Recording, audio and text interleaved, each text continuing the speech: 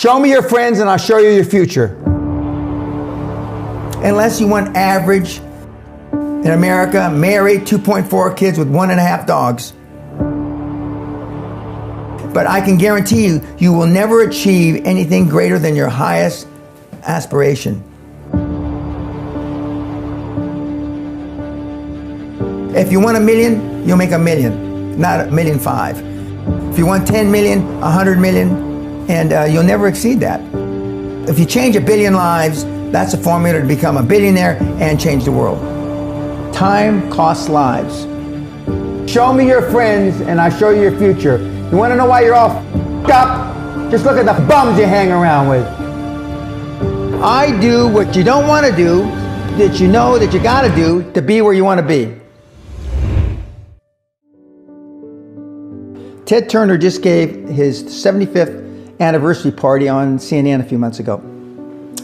And he makes a couple of comments and he says, number one, and I'm not suggesting this for everybody, it's how I lived though. First 10 years of my starting CNN, I slept on my couch. I didn't have an apartment. Bill Gates slept in the office. Steve Jobs slept in the office. And I can go down a whole list. Now these are super successful, mega wealthy guys. I slept in my office. Not everybody's willing to make that sacrifice. But it's not the only thing. But even if you don't sleep in your office, if you want to send your kids to a better school, if you want to be able to take care of your mother when she gets dementia, if you want to, this all takes money. My children aren't getting any of my money when I die. Not one centavo, not one penny. And 2 of my kids are cool with it. One of them's not so cool with it. I'm not gonna, I think Andrew Carnegie, by the way, Andrew Carnegie, arguably the richest, most successful entrepreneur of all time, he said the best thing that you can have for a child is him to be born into poverty. And I agree.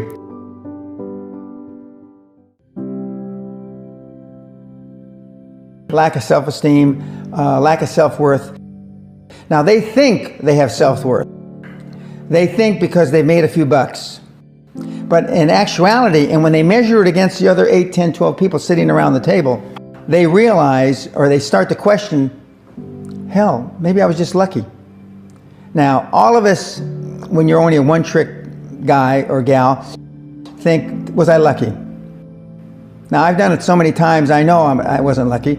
I might have been lucky the first time, but I haven't been lucky the 15, 20, 40, 50, I know that. Okay. But maybe I was lucky the first time. But my life changed when I was pretty much a haphazard kid, got in a lot of trouble, got arrested 4 or 5 times, thrown in jail, and this was with my dad, it's a cop. But then I volunteered for the draft in 1966 at the height of the Vietnam War, and I went to OCS, and that changed my life because it was the really first real high performance thing that I could measure myself against with other people. 2/3 of all Fortune 500 CEOs have one thing in common: military background. Really? 2/3 of those 2/3 have something else: martial arts. What do you learn in martial arts, Brian? Discipline, focus. A lot of people don't believe they deserve to be there. I convince them, and we have these drills, why you belong there. A lot of people that come there, with money, that have made money, think they made it by accident. Right. I just had one of my superstars who's made $100 million tell me in the last week, I'm not sure I'm going to have another lucky accident. And I said, you did it. I mean, you tried a lot of things. I believe Thomas Edison, I wouldn't have done it 10,000 times. Okay. I would have hired an engineer from MIT to do it. But I mean, I've tried a lot of things. Nobody's failed at more things than I have. And the first 100 million are successes, but I could write a book about failures that it'd be, because I've tried a lot of different things. Because failure is just testing. And one of the reasons I've been so successful in generating this equity and value in my kids, and I call you all kids, is because I convince them that making a mistake is okay. Your parents probably told you, you can be anything you want. But you can't. That's horse. You can't. If it's all juxtaposed. So, but what you tell them is that you can do anything you want that you have passion for, because that eliminates most of the crap. Because most people don't follow their dream. You know, like they say in The Sound of Music, you can't have a dream come true unless you have a dream. Now, I still dream. I dream in Technicolor. I say my affirmations and goals every single night. It's bloody hard to be a high-performance person. Perfection equals paralysis. If you left it to engineers, no car would ever come off the assembly line. No car would ever come off the assembly line, and I've been in business with enough engineers, I can attest to that with my hand on my heart. They'd still be trying to make it better. And the internet business is very much the same. The internet kids want to test and test and test, and they want the landing page to be this.